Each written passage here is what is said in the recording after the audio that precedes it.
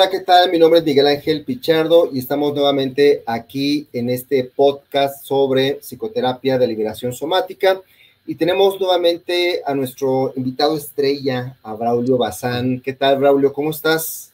Hola, Miguel, encantado. ¿Y tú? Muy bien, ya aquí profesionalizando todo el sistema. ¿Qué tal? Ya veo. La entrada y todo esto, ¿no? Buenísimo. Oye, muy bien, Braulio.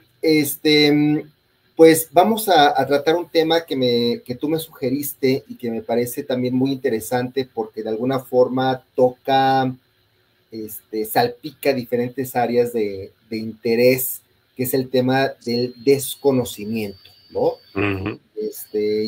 Solamente ese concepto a mí me lleva, digamos, a muchos aspectos filosóficos y obviamente también de tipo terapéutico, digamos, Claro. algo así como una, una especie de negatividad en psicoterapia, contrario o diferente más bien a esta perspectiva de la positividad en la psicoterapia, que tiene Ujú. que ver en lo positivo, que pues quién soy yo, ¿no? El clásico de conócete a ti mismo, ¿no? Y esta negatividad, esta visión, en mística le llaman así apofáctica, es aquello que no se puede nombrar, aquello que es imposible de decir, que tiene que ver Ujú. con esto del ser, con esto de aquello que no soy, ¿verdad?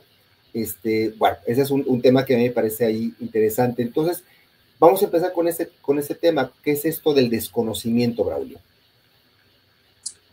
Mira, la idea, ahorita que mencionas aquella célebre frase del oráculo de Delfos, creo que sería, pues, revertir eso, ¿no? A lo mejor, dar un poco la sensación de que sí, es importante conocerse a uno mismo, pero también no es posible si no se desconoce, si no te desconoces a ti mismo, ¿no?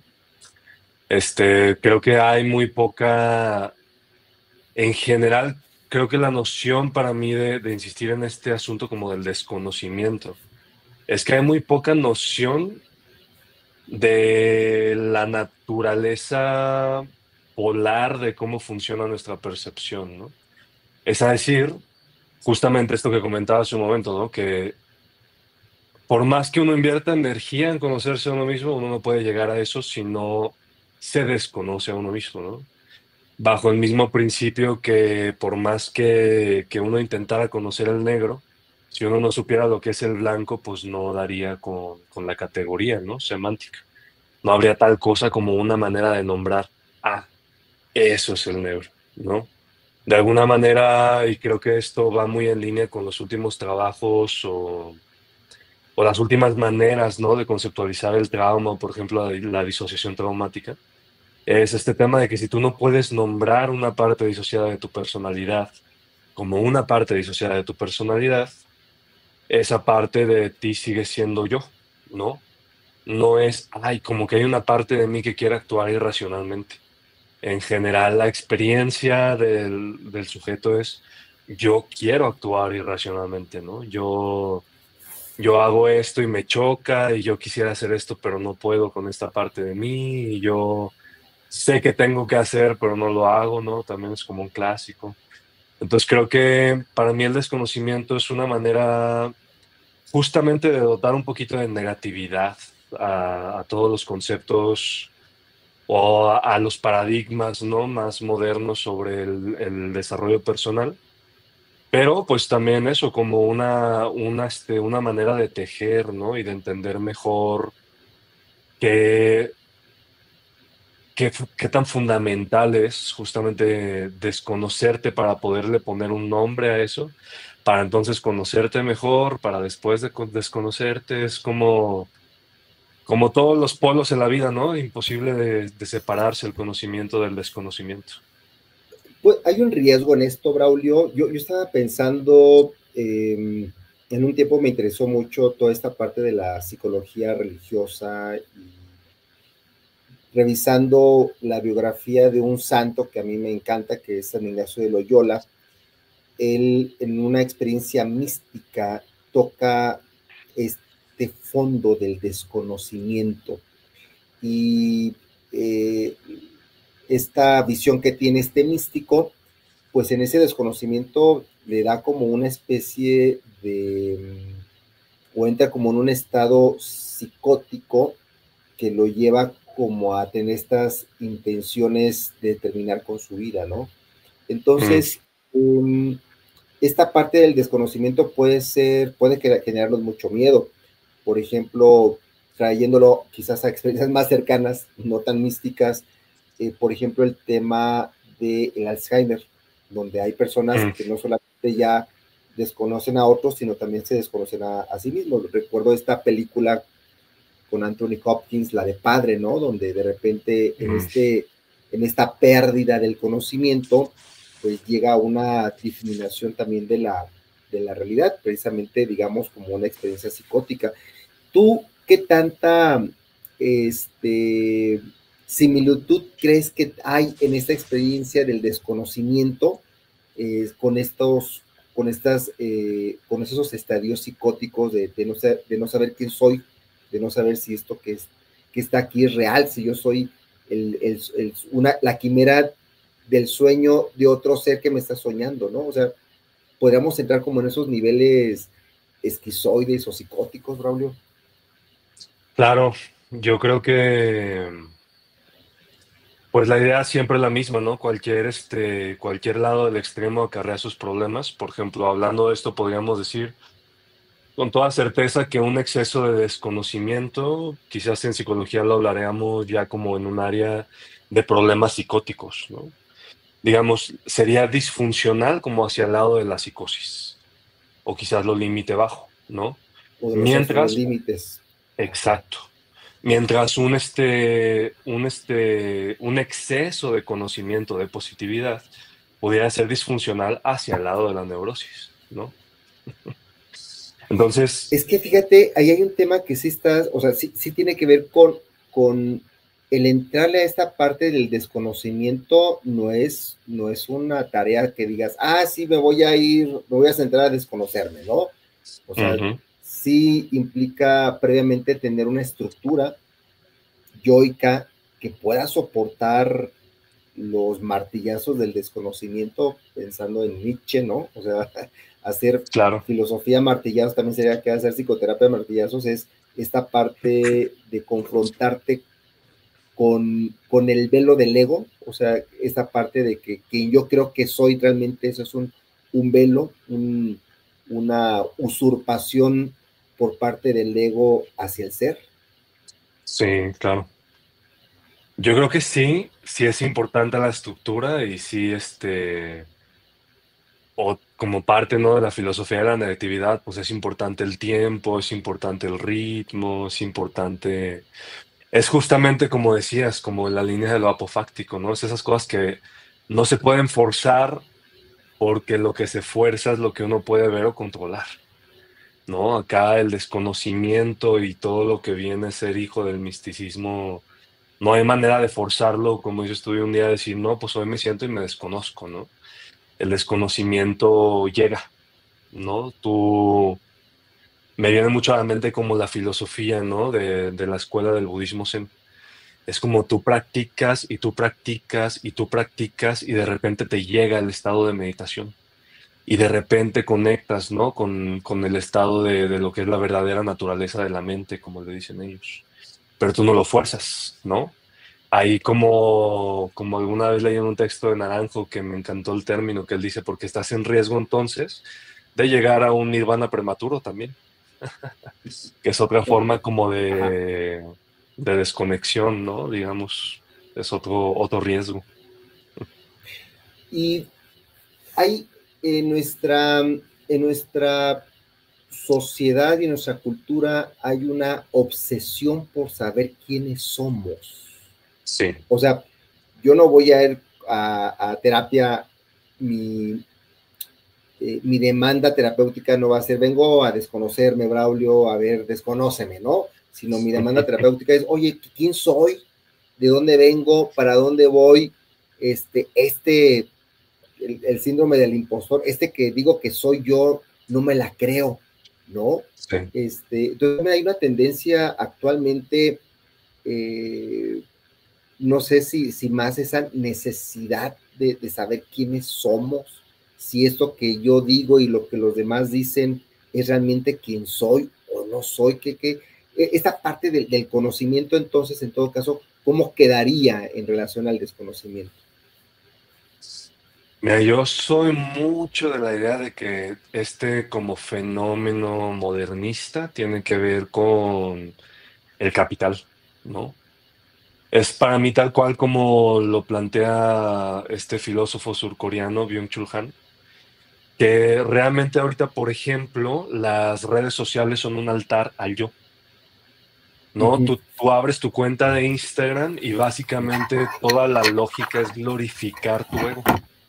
Y además de eso, aunado pues a un tema de como de branding personal, como de competencia por la especialización, ¿no? Hay todo un tema donde es como, pues sí, es como una obsesión por la transparencia y la autenticidad. Y esa transparencia y esa autenticidad es lo que vende.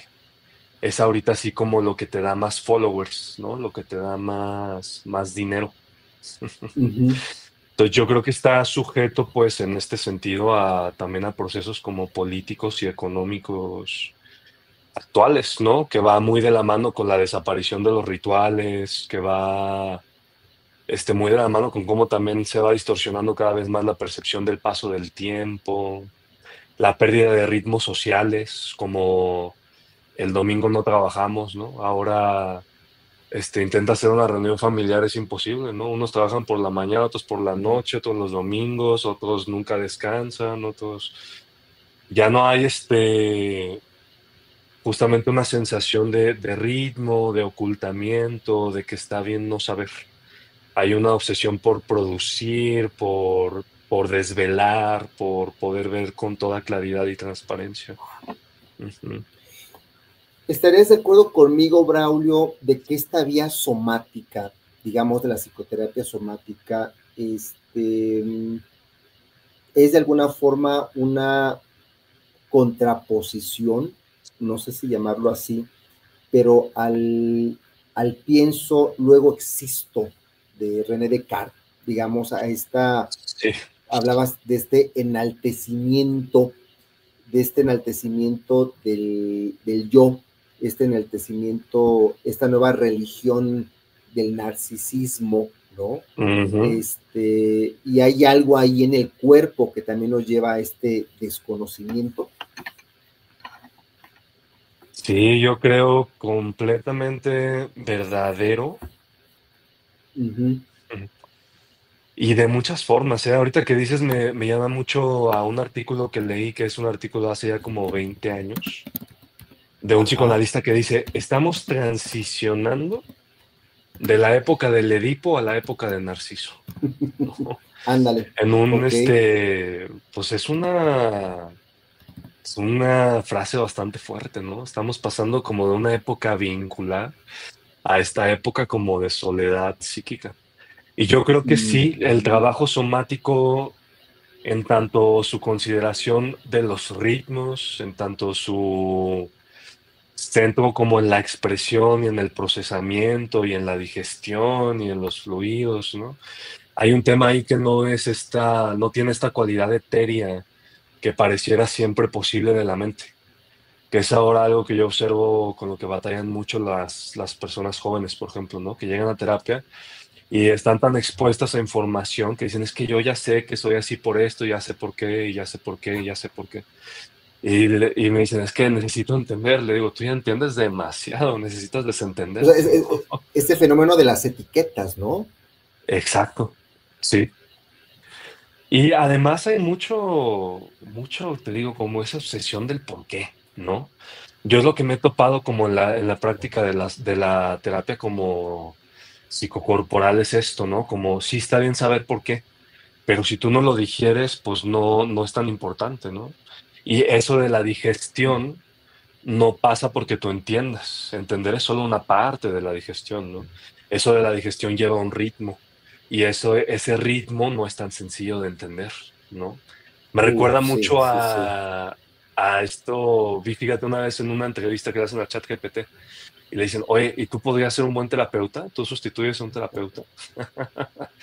Y está bien interesante porque como que se revisa a sí mismo, cosa que no es Ajá, posible porque no hay un sí mismo ahí, ¿no? Pero dice, es que ajá. yo no puedo, o sea, yo estoy programado para la mayoría de las veces como darte el gusto, ¿no?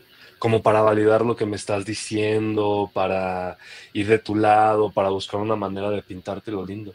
Yo no puedo, no solamente no puedo confrontarte, ¿no? O enfrentarme a la resistencia, sino que no tengo la capacidad de tener el tacto para hacerlo. No hay manera de que yo identifique cuándo sí hay que empujar, cuándo no. Y creo que todo eso es un proceso que está más presente en la terapéutica somática que en ninguna otras terapéuticas, ¿no?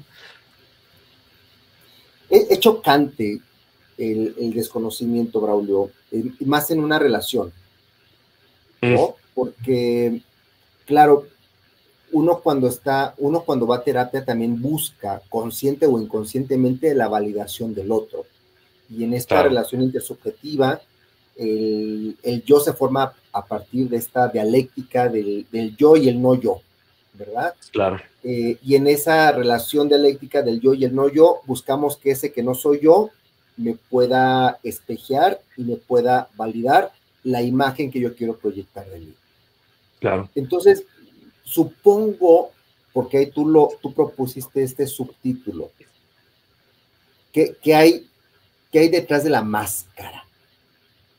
Entonces, ¿cuál es la función del terapeuta desde este lugar del desconocimiento? ¿Qué es lo que el terapeuta, qué rostro, qué imagen le regresa el terapeuta al paciente pensando en esta negatividad del ser? O más bien en esta negatividad del ego. Claro. Es una pregunta muy Te la puse difícil, apasionante. Braulio, te la puse difícil. Pues me encanta porque creo que es algo que pienso mucho y,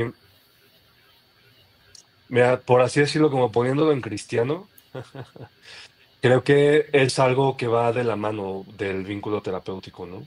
Y creo que por lo mismo es como una cualidad de todos los vínculos, o sea, especialmente el terapéutico por su naturaleza, ¿no? Si yo como terapeuta estoy también enganchado con mi ego, por así decirlo, y no soy capaz de discernir, de hacer un proceso de discernimiento, está muy difícil que salgamos como del ego plan ahí en la sesión, ¿no?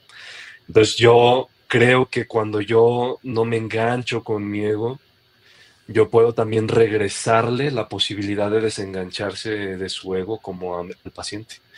Y entonces la sensación que me ha dado a mí es literalmente como que se abre otra puerta.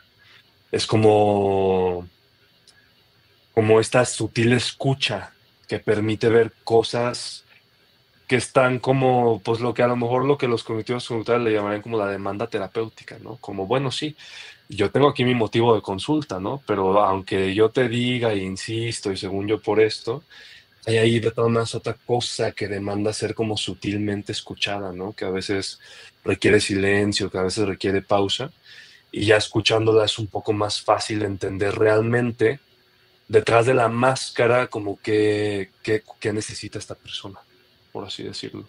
Ujú. La máscara, ¿qué sería, Braulio? La máscara es la imagen que yo quiero mostrar a los demás o es la, la imagen que los demás ven de mí y que yo no sé de mí. ¿Cómo sería esta máscara, Braulio? Como yo lo veo, porque si una vez cuando recién conocí, por ejemplo, el trabajo ¿no? La propuesta de las ventanas de Johari me pareció así como muy confuso. Yo creo que la manera más adecuada de verlo es por su etimología, ¿no? Que para mí la máscara es la personalidad, en resumen, El personaje. y el personaje. Y es todo esto de persona, ¿no? Viene de la etimología per, que es por dónde, y sonus, que es sonido.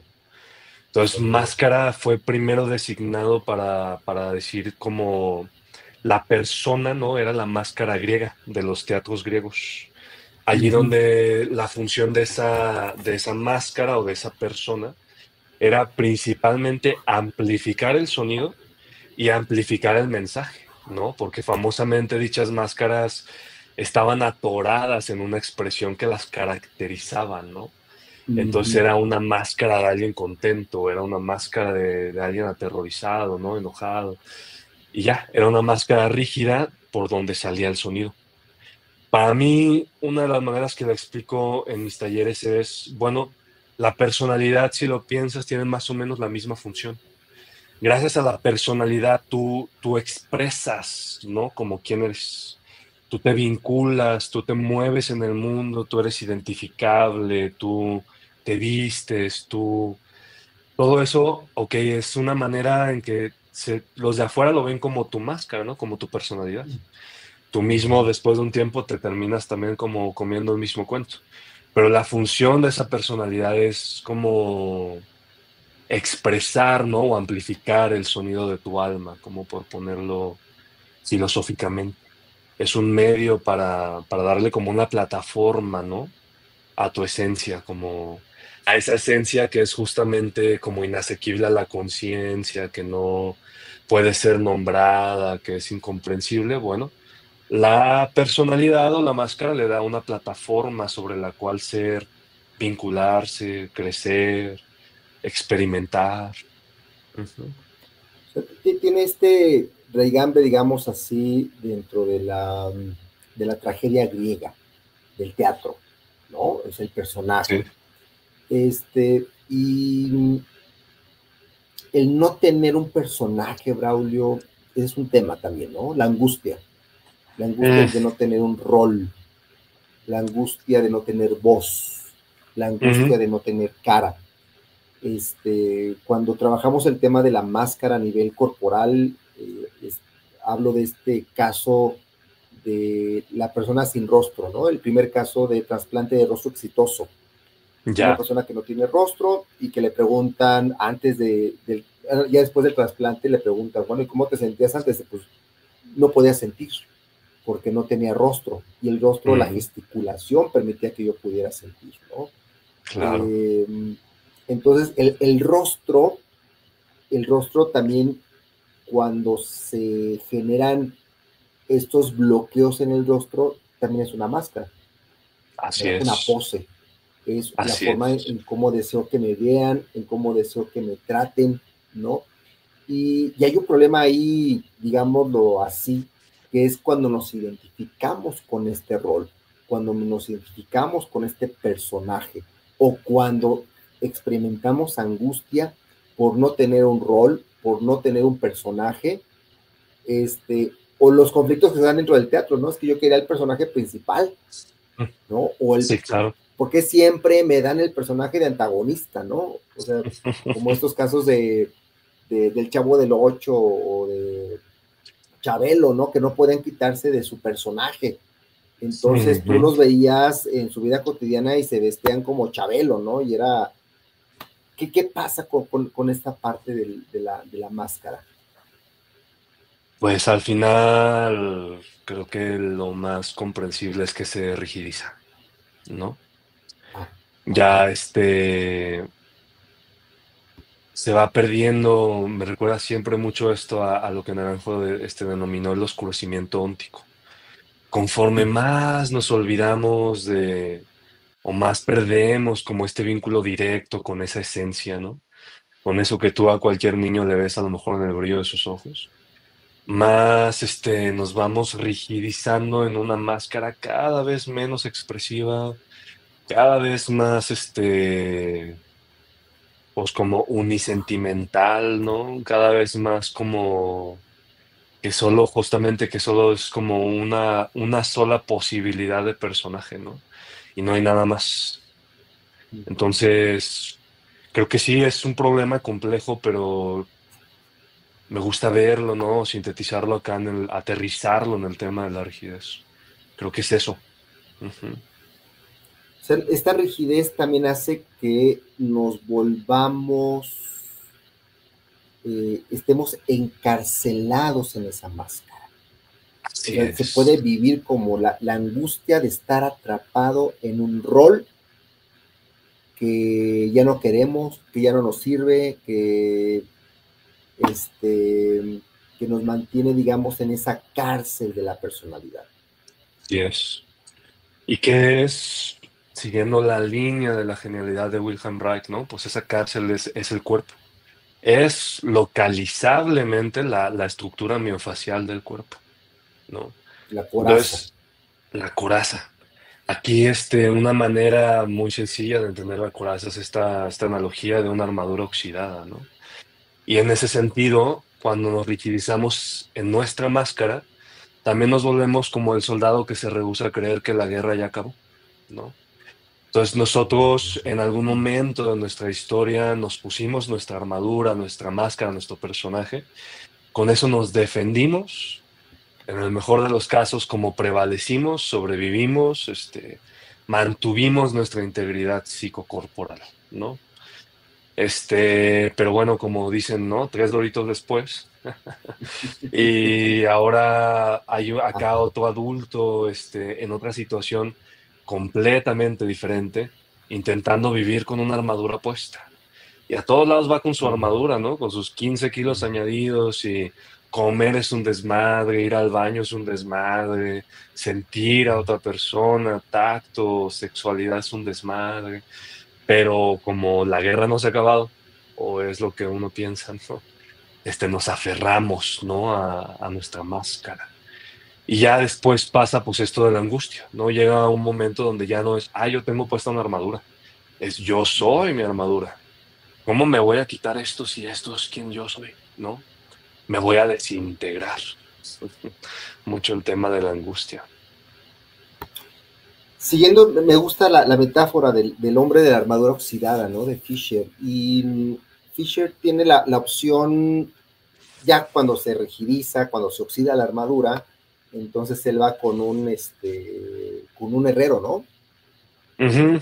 Para que se la rompa desde Sí, fuera, ¿no? exacto.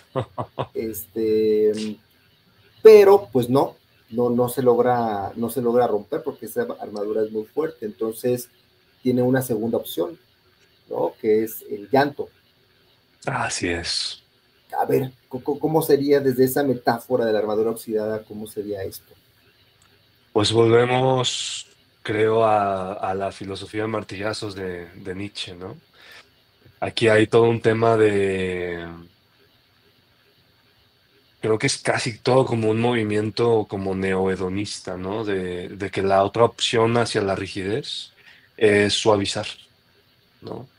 Ajá. Y entonces creo que volvemos como al tema del ritmo, ¿no? Y de cuándo sí como desconocerte, de la estructura del yo. Es que bueno, como yo lo veo, es que sí, si tú, por ejemplo, y sí pasa, ¿eh? Vas a terapia con toda la intención de yo quiero ya quitarme esto, ¿no? Hay toda como una intención de aniquilar una parte de mí mismo que no me gusta, de marchar hacia la guerra contra eso, de que ya desaparezca porque me tiene hasta la madre, porque me da vergüenza, porque yo quiero ser otra persona, ¿no? Eso es esta primera opción en este cuento de Fisher de rómpeme la armadura, ¿no? Dame con el martillo y déjame tirado y yo no sé qué va a hacer de mí, pero yo ya quiero que esto no sea parte de mí. Ujú. Entonces, hay toda una chamba de suavizar que tiene que ver con, oye, lo primero a reconocer y que es un tema muy negativista y que va muy de la mano para mí con todo el tema taoísta zen es, bueno, gracias a esa armadura estás aquí. Y gracias a esa armadura estás salvaguardado. Y gracias a esa armadura, ¿no? Pues esa armadura, el único problema de la armadura es que el que está adentro cree que la guerra no se ha terminado, ¿no? La armadura tuvo un Ujú. propósito digno, pues. Ujú. Entonces, aquí hay todo un proceso de primero suavizar. Aquí viene el tema del llanto. No es como, bueno, suavizas y esa armadura se va haciendo más blandita y cada vez se va haciendo más fácil salirse de ella, ¿no? Como un metal que se va haciendo más maleable y ya no es necesario llegar con el martillo y darle y romperlo. Ya es más fácil ir quitando pieza por pieza, ¿no? De a poco irla, a lo mejor también podríamos poner la analogía, ¿no? De irla sustituyendo por una cota de malla. Entonces ya, Ok, ¿no? La cota de malla pues es más flexible, ya puedes respirar. También es cierto, ¿no? Vas un poquito más protegido por la vida que si fueras ahí con tu pecho al desnudo. Pero ya no es esa cosa de 15 kilos que usaste y que tenías que usar cuando eras la caballería de la guerra, ¿no? claro.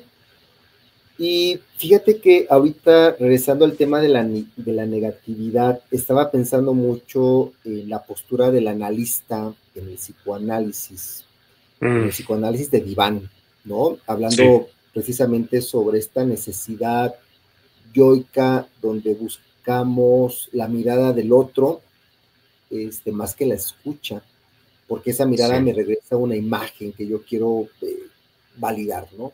Entonces, en el momento en que en el análisis, en el diván, no tienes esa interacción cara a cara, donde de repente la sesión analítica empieza a quedarse en el silencio, donde ya no hay palabra, donde está más bien el cuerpo pulsante ahí acostado. Ahí hay una vía apofáctica, hay una vía negativa, quizás mucho relacionado también con esta vertiente sapiencial del Zen, donde que es muy similar, ¿no? O sea, sí, no, no des inmediatamente el gesto de aprobación.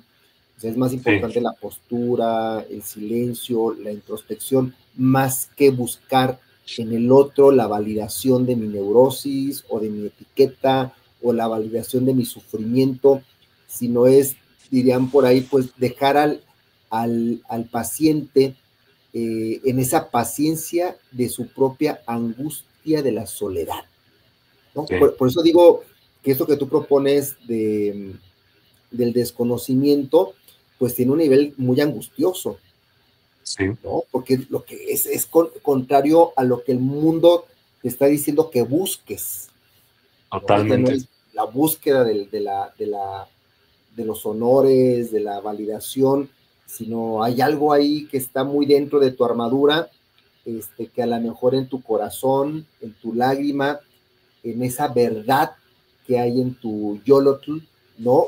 Solamente en ese espacio de silencio y de contemplación vas a lograr encontrar. Claro. Pues yo creo que fue la genialidad de Freud, ¿eh? De verdad que él era así como un bastión de negatividad que vino a romper toda la concepción que teníamos, ¿no? Ahora me es muy interesante que la pura concepción del inconsciente ahora está sujeta como al exceso de positividad, ¿no? Hay toda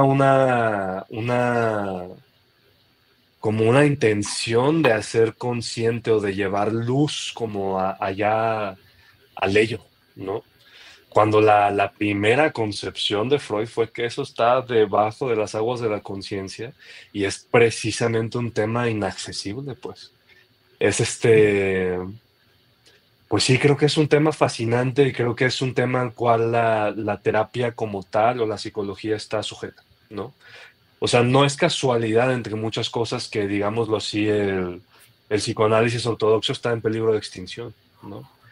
Pero pues es que ahora la estructura precisamente de los clientes, ¿no? La estructura de las personas no es una estructura que soporte pues ese silencio, por así decirlo. Ahora hay toda una búsqueda de validación en la terapia y pues de alguna manera la psicología como institución sucumbe, ¿no? Wow, es que dijiste algo bien importante, Braulio. Me encanta eso que acabas de decir. Sí, o sea, yo creo que las estructuras narcisistas buscan Exacto. precisamente la mirada y la aprobación y el encuentro. Y creo que en este sentido el psicoanálisis, el silencio del analista, esa falta de contacto rostro a rostro para buscar la validación, pues viene a ser sumamente subversivo de esa posición narcisista del sujeto, ¿no? Así es. Eh, pero yo creo que necesitamos mucho actualmente de ese silencio, ¿no? Necesitamos mucho de ese espacio donde un otro se restrinja a validarnos y se atreva a colocarnos en ese silencio, no en esa soledad, pero sí en ese silencio donde es posible que de ahí surja la verdad del sujeto, del Claro. inconsciente, ¿no? Y esto me lleva también a la palabra misterio, ¿no? El mistos, Sí, o sea, el misterio, por eso la mística es apofáctica, porque el misterio es algo que no se puede decir, o sea, el misterio tiene que ver con el silencio, eh, el secreto, ¿no? O sea, sí, algo es secreto no porque se conozca, es secreto porque precisamente tiene que ver con aquello que no se puede decir, porque es sí, indecible, ¿no? A veces creemos que secreto es algo que tú sabes y que no lo dices porque es secreto. porque Más no bien, el quieres. secreto es porque no quieres, sino que el secreto en tanto mística es que no lo puedes decir porque no puedes, porque es indecible, ¿no? Entonces, ahí Ujú. hay algo que de la mística, del silencio y de lo indecible que nos lleva nuevamente a este tema del desconocimiento, ¿no? Así es. Y que va justamente de la mano con por qué a mí me mueve tanto difundir ese tema, ¿no? Porque sigue habiendo esta sensación dañina, a mi parecer, de que justamente, ¿no? Lo secreto es solo echarle un poquito más de ganas y ya está, ya lo ves y ya lo puedes decir, ¿no? Lo inconsciente le pagas un poquito más al terapeuta y ya quedó. Es un tema como hay una imposibilidad dañina de aceptar lo que está fuera de nuestro control, ¿no? Y esto ya se vuelve un tema casi hasta cosmológico. Hay una imposibilidad dañina Ajá. de aceptar precisamente lo que hablábamos el otro día, ¿no? Que incluso nuestro propio cuerpo, y parte a lo mejor como de las nuevas maneras de concebir el inconsciente, hay muchas cosas, hay toda una rama del sistema nervioso, ¿no? Que está fuera de nuestro control. Que por más que yo esté obsesionado con el control, yo no puedo ordenarle a mi intestino que haga peristalsis, ¿no? Y así hay cosas que simplemente nos influyen profundamente y aún así escapan a nuestra voluntad, a la influencia, a la luz de nuestra mirada. Este, para mí todo esto tiene que ver con el desconocimiento, con la capacidad de observarse o mejor dicho, de contemplarse a uno mismo, ¿no? Esta Ujú, capacidad práctica de dar ujú. un paso atrás y observar cómo pasan las cosas, ¿no? Como predican mucho los budistas, también la mente es solo una parte más del cuerpo, ¿no? Y es válido, así como observas tu mano, es válido nada más observar tu mente. Y es válido observar como tu aparato emocional y contemplarte. Y ahí como cuando contemplas un misterio, de repente a veces se te revela una verdad. Ahí va como lo fundamental del desconocimiento, pues. Ya.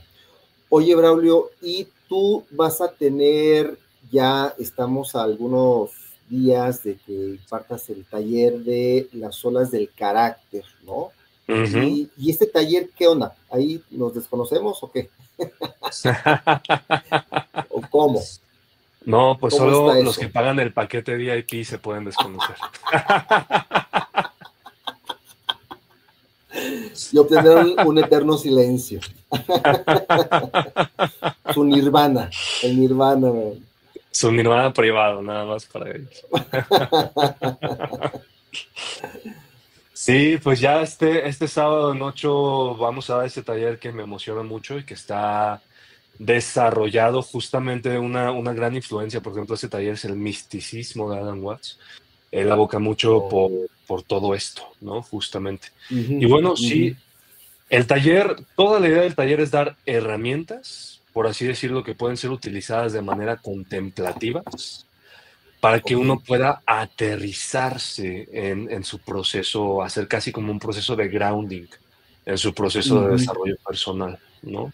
Mm. Entonces va a ser ahí como un shot de filosofía, de herramientas clínicas, de nuevos paradigmas, ¿no? Y hay como ejercicios como para absorber el conocimiento un poco. Y sí, pues viene a ser mucho de lo que hablamos hoy es mucho del corazón de este taller de las odas del carácter. Este taller va a ser entonces de este sábado en 8, que es sábado 24 y domingo 25 de mayo. Cada día es de 10 de la mañana a 8 de la noche. Hay 2 coffee breaks por día y hay 2 horas de comida de 2 a 4 de la tarde cada día, ¿no? Este taller va a ser realizado acá en Guadalajara, Jalisco, o técnicamente Zapopan, en la zona de La Calma, acá por donde cruzan López Mateos. Incluye chaleco antibalas y todo esto, Braulio. Sí, hay hasta ahí, por si que en caso de infarto, cualquier cosa, ahí tenemos la shot de adrenalina. Es que ya Zapopan está. Oye, y entonces, en este tema de las olas del carácter, sería,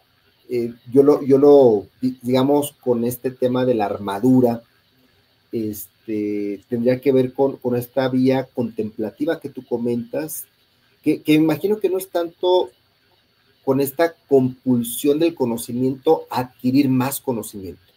O sea, yo te escucho, digo, o sea, Braulio no es de la onda de que entre más sabes mejor, sino, y no tampoco en quedarte en la ignorancia, porque el desconocimiento no es ignorancia. No, para nada. Hay una gran diferencia entre el desconocimiento y la ignorancia. Algunos autores, padres de la iglesia, hablaban de la docta ignorancia, hablando de una forma de desconocimiento, ¿no? Paradójicamente. Entonces, ¿cuál sería la diferencia entre el desconocimiento y la ignorancia, Raúl? Bueno, creo que también me recuerda más a la frase más cliché de Sócrates, ¿no? Yo solo sé que no sé nada. Hay ahí implícito que entre más sabe uno, menos sabe. Ya. Está muy interesante, ¿no? Sócrates también por su historia, ¿no? Por sus raíces, ¿no? Su mamá que era como partera. Él tenía mucho este rollo de, bueno, tú pares el conocimiento, ¿no? Lo incubas, lo nutres, le Está buscas. muy bonito eso. Me encanta. Claro. Y de repente con una pregunta adecuada, aquella contemplación, con una serie de coincidencias, el conocimiento nace en ti, ¿no? Entonces, para mí esa es la diferencia, que la ignorancia es pues yo creo que la vincularía más como con una oscuridad que con una niebla, por así decirlo.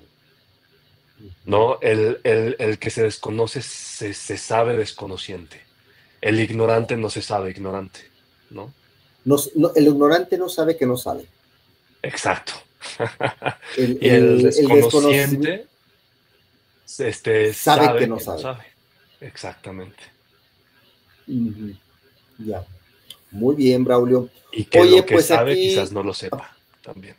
y Sí. que claro, sí, un poquito ahí, cuando crees que ya entendiste todo, no has entendido nada, ¿no? Y siempre está abierta esa puerta, ¿no? Como siempre puede ser que mi epitafio y mi eureka al rato en realidad no lo entiendo tan bien como yo pensaba, ¿no?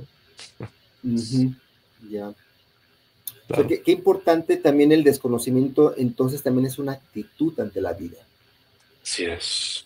¿no? O sea, es esta parte de yo solo sé que no sé nada, entonces como esta mente de principiante, es esta posibilidad Exacto. de vaciar tu mente para entonces poder abrirte a otras experiencias, porque si ya sabes, si ya te etiquetaste, si ya te dices a ti mismo o a ti misma el mismo discurso que siempre te has dicho, ¿verdad? Pues entonces no hay posibilidad de aprendizaje, no hay posibilidad de cambio. Entonces el Así es. desconocimiento es ese vaciamiento que entonces te permite, no sé si metafóricamente avanzar, te permite caminar, ¿no? Te permite quizás hasta quitarte kilos de peso que no te permiten andar libre o más liviano por este mundo. Incluso conectar con la vida. Yo creo que es la diferencia a lo mejor entre un erudito y un sabio, ¿no? El erudito sabe mucho de la vida, pero no sabe vivir, porque la vida requiere desconocimiento, ¿no?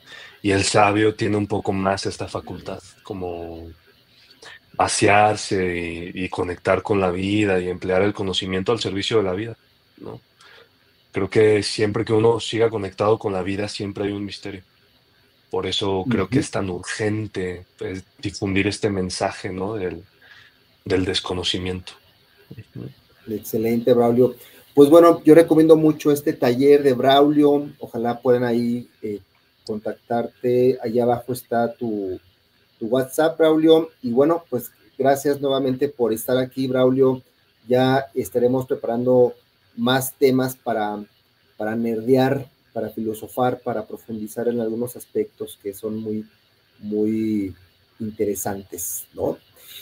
Será un Entonces, placer. pues muchas gracias, Braulio, y ahí dejamos la información para que te pregunten, y pues esto es todo, Braulio. Un saludo, un abrazo. Un abrazote, muchísimas gracias, Miguel. Nos vemos en nuestro próximo episodio. Que tengan buen día. Chao.